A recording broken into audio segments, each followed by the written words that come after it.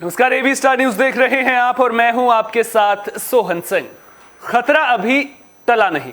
इस खास पेशकश में आज हम बात करेंगे कोरोना की, कोरोना के खतरे की और कोरोना को लेकर हमारी और आपकी जिम्मेदारी की। शुरुआत करेंगे एक अच्छी खबर के साथ। दरअसल पिछले दिनों में कोरोना के आंकड़ों में गिरावट देखने को मिल रही थी और अब करीब 201 दिन के बाद कोरोना के मामले 20,000 से कम आए हैं। और केवल कोरोना के मामले ही कम नहीं आए हैं, जो रोजाना कोरोना से मौत के मामले सामने आ रहे थे उसमें भी गिरावट देखने को मिली है। सबसे पहले आपको ग्राफिक्स के जरिए आंकड़ों से रूबरू करवा देते हैं। ग्राफिक्स आपकी स्क्रीन पर आप देख सकते हैं किस तरह से जो कोरोना के मामले हैं उनमें गिरावट देखने को मिल रही है। तो ये पिछले 24 घंटों के आंकड़े आपकी स्क्रीन पर। नए केस 18,795, 26,030 मरीज ठीक हुए हैं और 179 लोगों की मौत हुई है। तो ये कोरोना के आंकड़े आप देख सकते हैं स्क्रीन पर है। वहीं अगर अब तक के कुल आंकड़ों की बात करें तो 3,36,97,581 मामले अब तक सामने आ चुके हैं। वहीं केरल में राहत मिलती हुई नजर नहीं आ रही है। 11,699 मामले सामने आए हैं पिछले 24 घंटों में। 58 लोगों की मौत हुई है। कुल मामलों में से 60% मामले अकेले केरल से सामने आ रहे हैं, जो चिंता की बात है। और जिस तरह से मैंने आपको बताया कि करीब 201 दिन बाद 20,000 से कम मामले सामने आए हैं। पिछले 24 घंटों में महज 18,795 मामले सामने आए हैं। वहीं 26,030 मरीज ठीक हुए हैं। 179 जो लोग हैं, जो कोरोना संक्रमित मरीज थे, उनकी मौत हुई है। और ये आंकड़े जो हैं वो अपने आप में पूरी कहानी को बयां करते हुए नजर आ रहे हैं। कुल आंकड़े भी आप अपनी स्क्रीन पर देख सकते हैं। कुल मौत का जो आंकड़ा है वो 4 लाख को पार कर चुका है।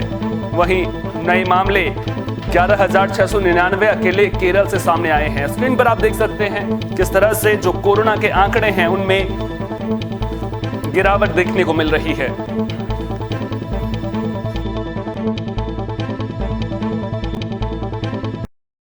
भले ही ये आंकड़े राहत देने वाले हैं, भले ही ये आंकड़े ये कहानी बयां कर रहे हैं कि कोरोना संक्रमण की रफ्तार कम हो गई है, लेकिन यहां खास ध्यान देने वाली बात यह है कि कोरोना अभी पूरी तरह से खत्म नहीं हुआ है। अभी भी हम सबके बीच में है, यानी कि खतरा अभी टला नहीं है। और इस खतरे को अगर हमेशा के लिए टालना है तो इसमें आपकी, हमारी और पूरे देश की जिम्मेदारी बनती है। सरकार अपने स्तर से तमाम कोशिशें कर रही है। दुनिया में एक दिन में सबसे ज्यादा कोरोना के टीके लगाने का रिकॉर्ड भी हमारे नाम है, लेकिन केवल सरकार के कदम उठाने से काम नहीं बनने वाला। कोरोना के खतरे को अगर हराना है तो पूरे देश को कोरोना के खिलाफ टीम इंडिया बनकर लड़ना होगा। और इस टीम इंडिया में हर एक को अपने कंधों पर जिम्मेदारी उठानी होगी। करना ज्यादा कुछ भी नहीं है, बस इतना करना है कि सरकार ने जो कोरोना गाइडलाइंस जारी की हैं उसको पूरी जिम्मेदारी के साथ निभाना है। समय समय पर अपने हाथ धोते रहें, सैनिटाइजर का इस्तेमाल करें। पाबंदियों का पहरा हटा है तो आप घर से बाहर तो जा सकते हैं, लेकिन अगर आप बाहर जा रहे हैं, भीड़ भाड़ वाली जगहों पर जा रहे हैं, तो चेहरे पर मास्क जरूर लगाएं। साथ ही सोशल डिस्टेंसिंग जरूर अपनाएं, क्योंकि 2 गज की जो दूरी है वो इस वक्त बेहद जरूरी है। इसके अलावा अगर आप एलिजिबल हैं तो टीकाकरण जरूर करवाएं। ये वो छोटी छोटी बातें हैं जिनका ध्यान रखकर आप कोरोना के खिलाफ जंग में टीम इंडिया का हिस्सा बन सकते हैं। दरअसल अगर कोरोना को हराना है तो इसके लिए हर एक इंसान के लिए अपनी जो सामाजिक जिम्मेदारी है उसको समझना बेहद जरूरी है, क्योंकि ये जो जिम्मेदारी है वो सिर्फ आपकी नहीं है या सिर्फ मेरी नहीं है, ये हम सब की है। ये बात समझनी होगी और ये सुनिश्चित करना होगा कि हम अपनी सामाजिक जिम्मेदारी को बेहतर ढंग से निभाएं। कोरोना को लेकर अगर हम बात कर रहे हैं तो फिर केरल के बारे में बात करना भी बहुत जरूरी है। दरअसल भारत के बाकी राज्यों में तो कोरोना के मामले ज्यादा सामने नहीं आ रहे हैं, लेकिन पिछले 24 घंटों में देश में जो 18,795 केस सामने आए हैं उनमें से अकेले केरल में 11,699 मामले दर्ज किए गए हैं। मतलब अकेले केरल से कोरोना के 60% के करीब मामले सामने आ रहे हैं। तो केरल की अगर बात करें तो केरल में कोरोना संक्रमण से राहत मिलती दिखाई नहीं दे रही है। इस बीच मंगलवार की अगर बात करें तो मंगलवार को राज्य में पिछले 24 घंटे में 11,699 नए मामले दर्ज किए गए थे, जबकि इस खतरनाक बीमारी से 58 लोगों की जान गई है। बता दें कि कोरोना संक्रमण के मामले में केरल सबसे अधिक प्रभावित राज्यों में से एक रहा है।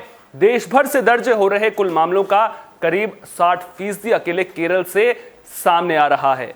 और अब अगर हम कोरोना को लेकर के बात कर रहे हैं तो हमें देश में वैक्सीनेशन की स्थिति क्या है उस पर भी बात करनी होगी, किस रफ्तार से वैक्सीनेशन चल रहा है उस पर भी बात करनी पड़ेगी। लेकिन उससे पहले बात कर लेते हैं कि आखिर कोरोना से निपटना कैसे है। दरअसल कोरोना से निपटने में जो सबसे बड़ी परेशानी सामने आ रही है वो है लोगों की लापरवाही। जब कोरोना की पहली लहर चली थी तो लोगों के मन में कोरोना को लेकर खौफ दिख रहा था, लेकिन जैसे ही केस कम हुए उसके बाद फिर लोगों ने लापरवाही बरतना शुरू कर दिया और फिर दूसरी लहर के दौरान क्या हुआ वो पूरे देश ने देखा। अब जब एक बार फिर केस कम हो रहे हैं तो हम पाते हैं कि कई लोग जब घरों से बाहर निकल रहे हैं तो वे लापरवाही बरतते हैं। यहां यह समझने की जरूरत है कि केस कम होने पर सरकार अगर पाबंदियों का पहरा हटाती है तो इसका यह मतलब बिल्कुल भी नहीं है कि लापरवाही बरती जाए। ताज्जुब तब होता है जब कोरोना के खतरे के बीच बाजारों में भीड़ नजर आती है। लोगों के पास मास्क तो होता है लेकिन वो पुलिस के डर की वजह से होता है। जिनके चेहरे पर मास्क होता है वो भी सही ढंग से लगा हुआ नहीं होता है। और आपकी मजाल, आप किसी से ये पूछ लो कि आपने सही ढंग से मास्क क्यों नहीं पहना, ये सवाल पूछ लो, क्योंकि अगर आप ये सवाल पूछेंगे तो आपको तपाक से जवाब मिलेगा कि अगर कोरोना होना है तो हो ही जाएगा, एक मास्क भला क्या कर लेगा। साफ है कि कई लोगों में जागरूकता का अभाव भी देखने को मिलता है। और अगर वैक्सीनेशन की बात करें तो वैक्सीनेशन को लेकर जागरूकता का अभाव भी लोगों में देखने को मिल रहा है। शुरुआत में इसी जागरूकता के अभाव की वजह से दिक्कतें आ रही थी और ग्रामीण इलाकों में वैक्सीनेशन को लेकर लोगों के मन में कई तरह के सवाल भी खड़े हो रहे थे। हमने आपको कुछ इस तरह की खबरें भी दिखाई थी कि स्वास्थ्य विभाग की टीम गांव में वैक्सीनेशन के लिए पहुंचती है लेकिन ग्रामीण उन्हें भगा दे रहे थे। तो सवाल कई सारे उस वक्त खड़े हो रहे थे। लेकिन अच्छी बात यह है कि धीरे धीरे वैक्सीनेशन को लेकर के लोगों के मन में जो सवाल थे वो अब खत्म होने लगे हैं, लोगों का भरोसा जगने लगा है। हाँ, अभी भी कई ग्रामीण इलाके ऐसे हैं जहां जागरूकता का अभाव अभी भी है। उम्मीद करेंगे कि ऐसी जगहों पर प्रशासनिक अधिकारी पहुंचेंगे और लोगों को समझाएंगे कि आखिर वैक्सीनेशन क्यों जरूरी है। हालांकि अगर वैक्सीनेशन के आंकड़ों पर नजर डालें तो भारत में अब तक 87 करोड़ से ज्यादा लोगों को टीका लग चुका है और बीते 24 घंटों की अगर बात करें तो 1,02,22,525 लोगों का टीकाकरण हुआ है। यानी कि एक बार फिर भारत ने एक दिन में 1 करोड़ से ज्यादा लोगों का जो है वो टीकाकरण किया है। अब कोरोना टीकाकरण अभियान की रफ्तार तो तेज हुई है, संक्रमण दर में भी कमी आई है और जिंदगी धीरे धीरे पटरी पर लौट रही है। लेकिन इसके बावजूद लोगों के मन में कई तरह के सवाल भी हैं। सवाल इसलिए क्योंकि अब आगे त्योहारों का सीजन आ रहा है और ऐसे में बाजारों में चहल पहल रहती है, भीड़ रहती है। इसके अलावा जिन लोगों ने कोरोना के दोनों टीके लगवा लिए हैं उनमें से कई लोग ये सोचते हैं कि अब उन्हें कोरोना नहीं हो सकता। लोग मास्क पहनना भी जरूरी नहीं समझ रहे हैं। लेकिन अगर आप भी ऐसा सोच रहे हैं तो आपको संभलने की जरूरत है। हाँ, ये बात सच है कि कोरोना के मामले कम हुए हैं लेकिन कोरोना अभी खत्म नहीं हुआ है और हमने ये भी देखा है कि हर बार कोरोना का जो स्ट्रेन है वो बदल रहा है और ऐसा होने पर कोरोना संक्रमितों की संख्या में तेजी से इजाफा देखने को भी मिलता है। अब अगर तीसरी लहर आती है, क्योंकि विशेषज्ञ तीसरी लहर को लेकर लगातार चेता रहे हैं, कई विशेषज्ञ ये भी कह रहे हैं कि अक्टूबर में तीसरी लहर आ सकती है और फिर अगर तीसरी लहर आती है और जो कोरोना का स्ट्रेन है वो बदलता है तो फिर कोरोना के मामलों में इजाफा देखने को मिल सकता है। अब आगे त्योहारों का सीजन है, ऐसे में सावधानी बरतने की बेहद जरूरत है। सावधानी और सुरक्षा त्योहारों के सीजन में हमारी प्राथमिकता होनी चाहिए, तभी हम कोरोना का डटकर मुकाबला कर सकेंगे।